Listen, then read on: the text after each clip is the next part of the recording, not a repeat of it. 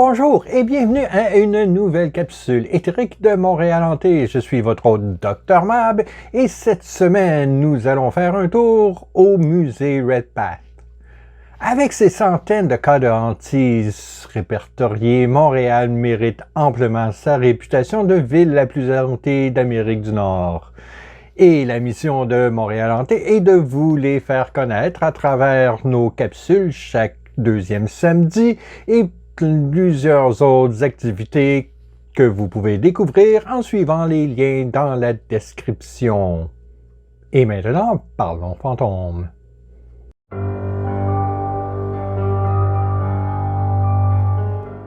Entrer dans le musée Redpath de l'Université McGill, c'est comme revenir à l'époque victorienne, avec ses collections bizarres d'os de dinosaures, de têtes réduites, de momies égyptiennes.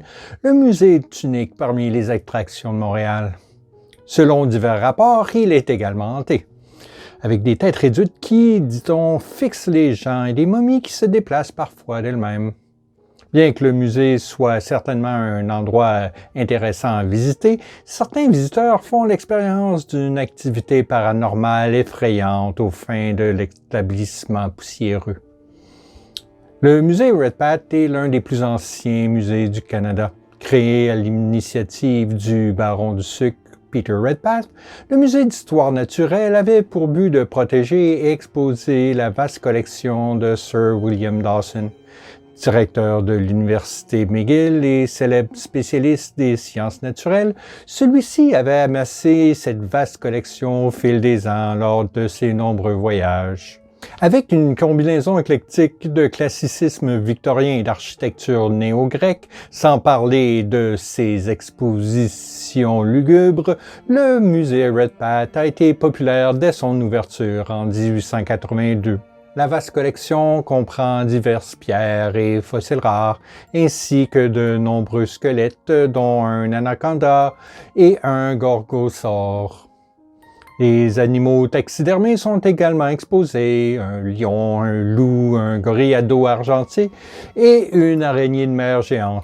Il y a aussi des momies, des sarcophages, un moulage de la pierre de Rosette, des instruments de musique africains, une tête réduite et de nombreux objets rares et bizarres.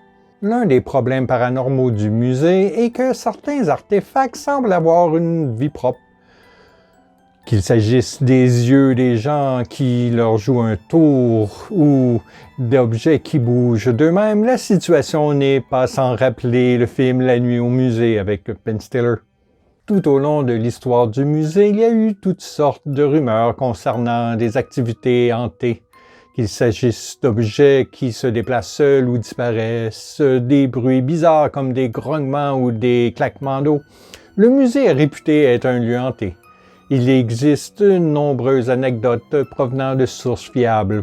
En 2008, le journaliste Al Katrina de la Gazette a visité le musée Redpath dans le cadre d'un article intitulé Creepy Montreal. Il a remarqué non seulement un drap fait de dents humaines, mais aussi une tête réduite parmi les expositions du dernier étage. Katrina a senti que la tête le fixait. Il a décrit ce regard comme un mauvais œil.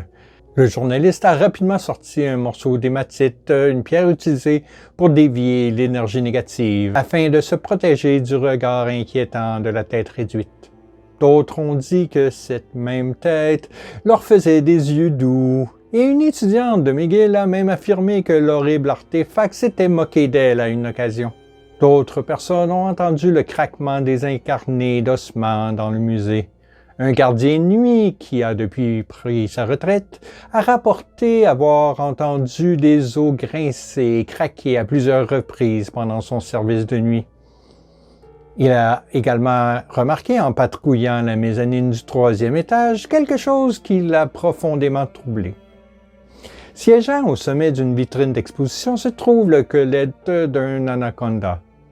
Horrifié, le gardien se rappelle avoir parfois entendu des os claquer au milieu de la nuit.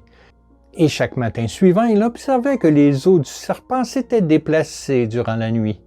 En ce qui concerne les momies égyptiennes, la collection Redpath World Cultures compte 3 momies humaines ainsi qu'une vingtaine de momies d'animaux tels que des chats, des crocodiles et des faucons. Il s'y trouve également 2 têtes humaines momifiées ainsi que plusieurs mains et pieds. Au milieu du 19e siècle, le chancelier de McGill, James Ferrier, a acquis 2 momies thébaines lors de son séjour en Égypte, qu'il a ensuite transmises au musée. Puis en 1895, Sir Thomas Ruddick, doyen de la faculté de médecine, a fait don d'une 3e. L'une des raisons pour lesquelles le musée pourrait être hanté est le fait que les 3 momies anciennes ont été victimes de pillages de tombes et de ventes illégales d'antiquités. Il est bien connu que la violation des tombes de momies égyptiennes peut entraîner des malédictions mortelles. La malédiction la plus célèbre est sans doute celle de Toutankhamon qui a entraîné des calamités pour 9 personnes.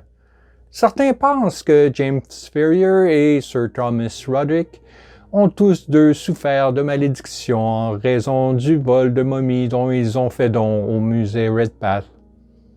Le 30 mai 1884, Ferrier est mort subitement après une brève maladie, et Sir Thomas est lui décédé le 20 février 1923 et a été enterré au cimetière Mont-Royal 2 jours plus tard. Cependant, à la lecture de son testament le 26 février, les exécuteurs testamentaires ont réalisé que ses dernières volontés étaient d'être incinéré. Ils ont donc demandé que Sir Ruddick soit exhumé et incinéré selon ses souhaits. Son épouse, Lady Ruddick, s'est fermement opposée à cette exhumation. Elle a dit à l'entrepreneur de pompes funèbres que son mari avait changé d'avis peu de temps avant sa mort. La Cour supérieure du Québec a été chargée de l'affaire et Lady Ruddick a eu gain de cause.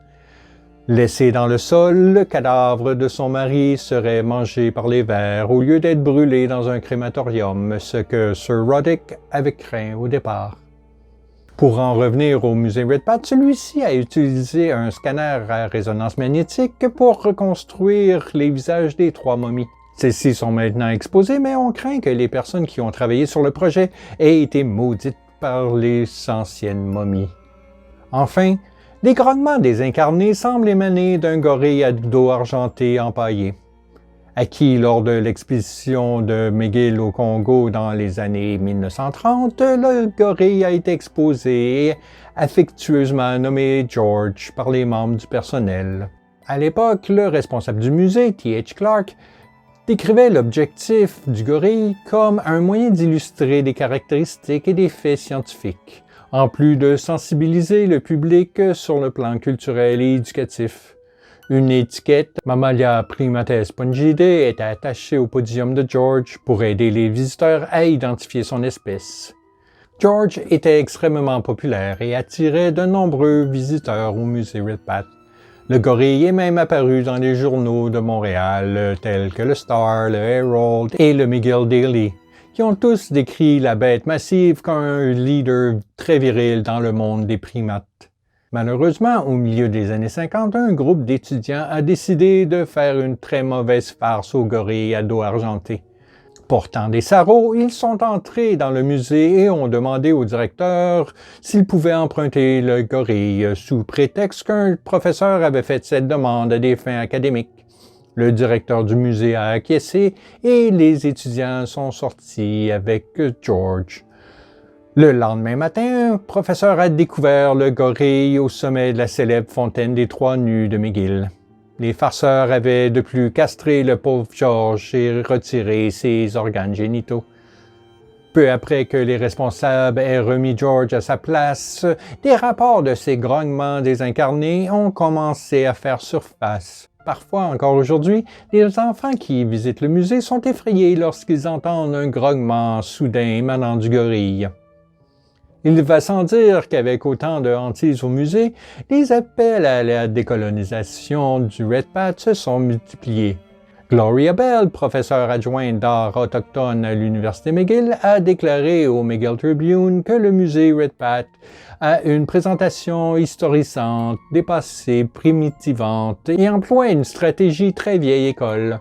Des voix s'élèvent aujourd'hui pour demander le rapatriement de ces objets, bien qu'un des problèmes soit leur origine qui reste incertaine.